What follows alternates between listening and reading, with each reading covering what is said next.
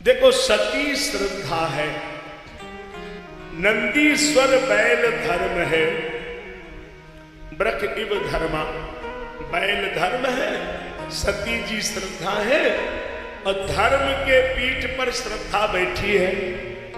तो आपने क्या बोला? विकास होना चाहिए, क्या हुआ? विनाश। अब इस पर मनन कर लीजिए। देखो धर्म पर कभी अकेली श्रद्धा नहीं होनी चाहिए, और अगर अकेली श्रद्धा है तो वो विकास नहीं करेगी, विनाश कर देगी।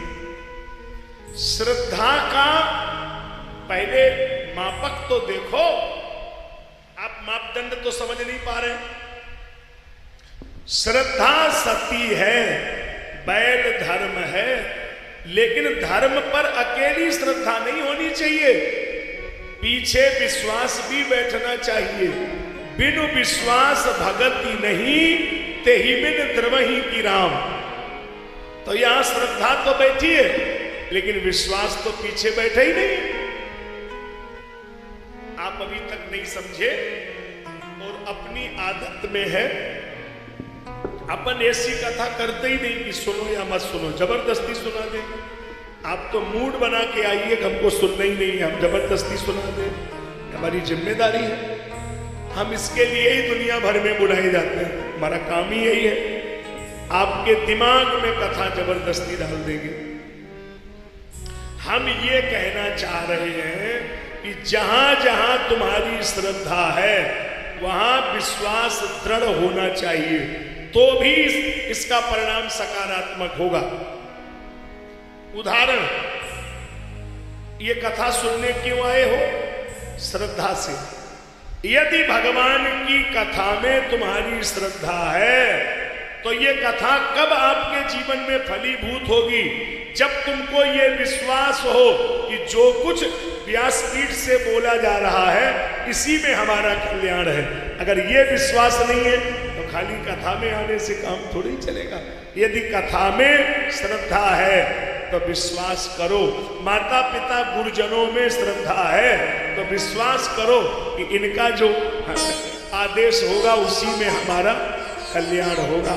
वहां पर अपनी बुद्धि लगाने की जरूरत नहीं है। जिन्होंने जन्म दिया है, जिन्होंने बुद्धि ज्ञान सब दिया है, उनमें अपनी बुद्धि लगाना ये ठीक विषय नहीं है। इसलिए माता पिता प्रभु गुरु की वाणी बिनहि विचार करिए शुभ जानी। ये तो कभी बुरा सोच ही नहीं सकते तुम्हारा, इनका तो भाव यही है। दूसरा दृष्टांत है अर्थ का।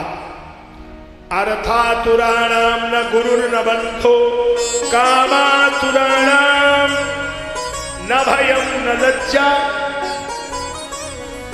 शास्त्र ने ये कहा कि अर्थ का जो आतुर व्यक्ति होता है वो संबंधवादी नहीं होता। जो अर्थवादी होगा संबंधवादी नहीं होगा, और जो संबंधवादी है वो अर्थवादी नहीं होगा। थोड़ा कठिन बात सरल करके बता रहा हूं। जो बहुत पैसे को पकड़ेगा उसके संबंध बहुत लोगों से नहीं होंगे, और जिनके संबंध ज्यादा होंगे वो पैसे से कमजोर होंगे।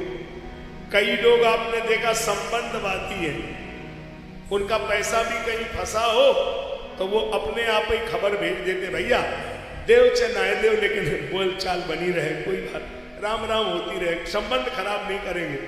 अब कई लोग हैं उनके 100 रुपया हुए कहो वे फोन कर देंगे, रुपया दे जाओ रिश्तेदारी चले जाए, हम रुपया 100 रुपये में।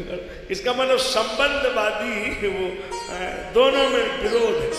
तो अर्थातुराणाम न गुरुर न बंधु, ये बहुत बड़ी टिप्पणी है शास्त्र की। मानी जो व्यक्ति पैसे को बहुत पकड़ेगा उसके जीवन में न तो कोई गुरु है और न कोई भाई है न कोई परिवार है, क्योंकि उसके लिए तो टका धर्मा टका कर्मा टका ही परमम तपा। उसको पैसे के सिवा और कुछ दिखाई देता ही नहीं है।